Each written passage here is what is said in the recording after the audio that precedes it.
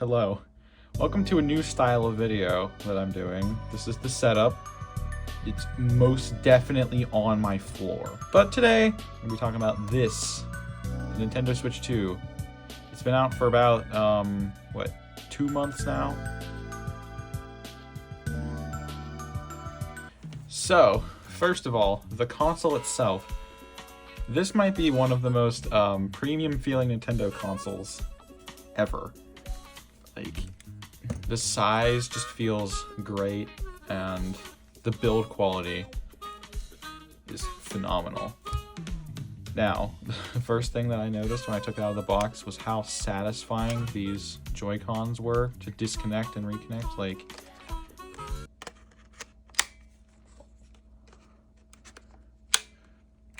beautiful. So much more sturdy than the original Nintendo Switch with its sliding rails and whatever. This is a much better system. And like, even the screen on the handheld is a lot better. Well, I mean, it's not OLED, but you can barely tell the difference at all.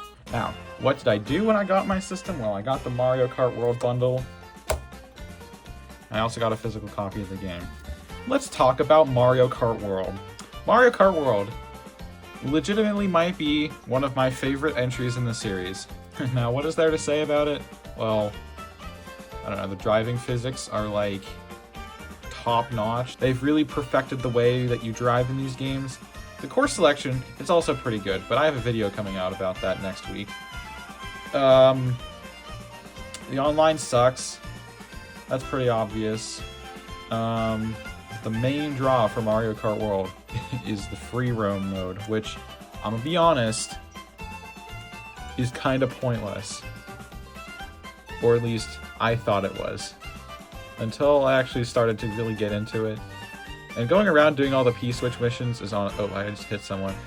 And going around doing all the P-switch missions can be kind of fun. It can be kind of fun to kill an hour with. What's it gonna be? Master the feather to make it to the goal. Okay, bro. I'm running out of time. Hit the flag. Yeah! Alright.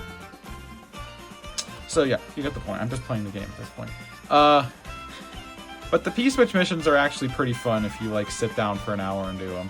This is not a very comprehensive review of Mario Kart World, because it's probably been done to death before. But that's really all.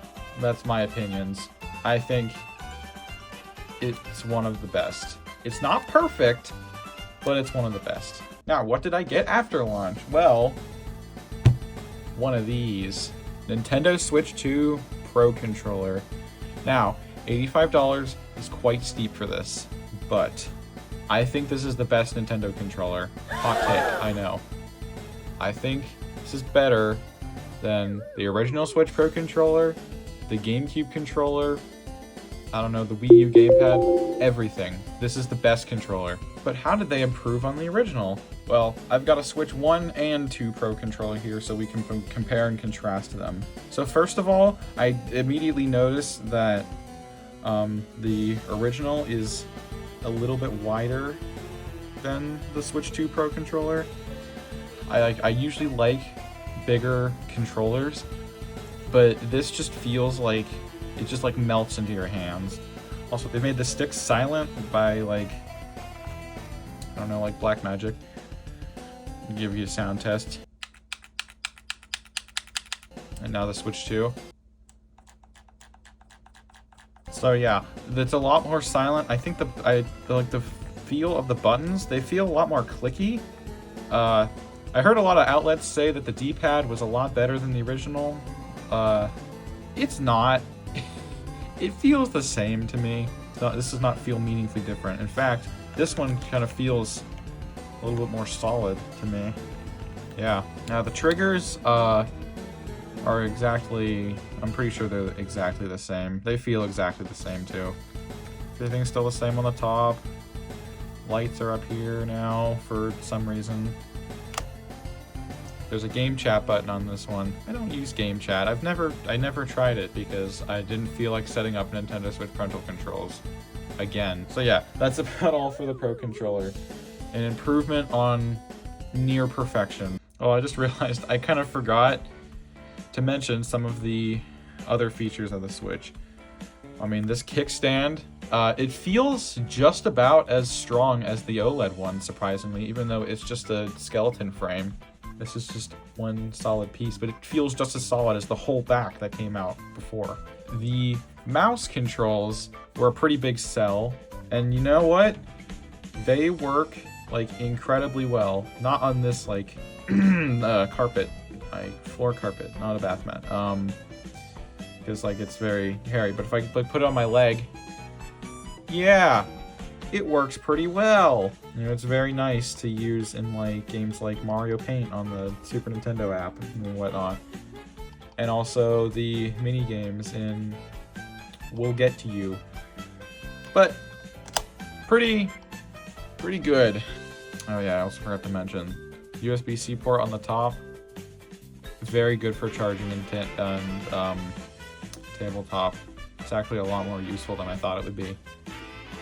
This microphone sucks. Oh, yeah, that's right. Also available on launch day. GameCube! Nintendo Switch Online! Oh, Nintendo Classics! I mean, the emulation quality is superb. It is a Nintendo product, after all. But, like, none of these games, like, I actually want to play, to be honest. If they add Chibi Robo, I will actually play that. Now it's finally time to face the elephant in the room. Super Mario Party Jamboree Nintendo Switch 2 Edition Plus Jamboree TV. I don't have the cartridge, so I'm just going to talk about it with, like, gameplay on the screen or something. Honestly, for $20, this is, like, one of the most bare bones expansions to any game that I think Nintendo's ever put out. Like, it just adds more mini games and, like, the resurrection of Partner Party. I mean, Partner Party is pretty fun. Is it worth $20? No. Are the mini games worth it? No! This should have been $10 like the Zelda packs. It's just, yeah, it's completely pointless. And you need the camera for one of the games, for some of the games. I cannot be bothered to spend $50 on a Nintendo camera. That's gonna suck. I'd rather just use like the PS2 iToy. The quality would probably be better. Anyway, let's stop complaining about a mediocre game. Let's talk about Game of the Year contender, Donkey Kong Bonanza. Now, as of recording this video, I've not finished the game. I've avoided spoilers like the plague. I'm almost done with it. Oh, but I'm very excited to finish it because this genuinely might be like better than Mario Odyssey. Partial recency bias probably, but this game is phenomenal. So like to start, the way that Donkey Kong moves is incredibly fluid. It's just like Mario Odyssey. I mean, it is the same team, but like these controls are fantastic and incredibly fluid. And like even like rolling, like this is like incredibly satisfying. Now this main gimmick, destruction. I mean, yeah, I've like kind of gotten to a point in the playthrough like destruction is fun, but like it's not the central focus of the game, I feel. It just feels nice to progress through the levels as this dork. And then that leads me into my next thought. The level design is also incredible. The worlds are so expansive, just like Mario Odyssey.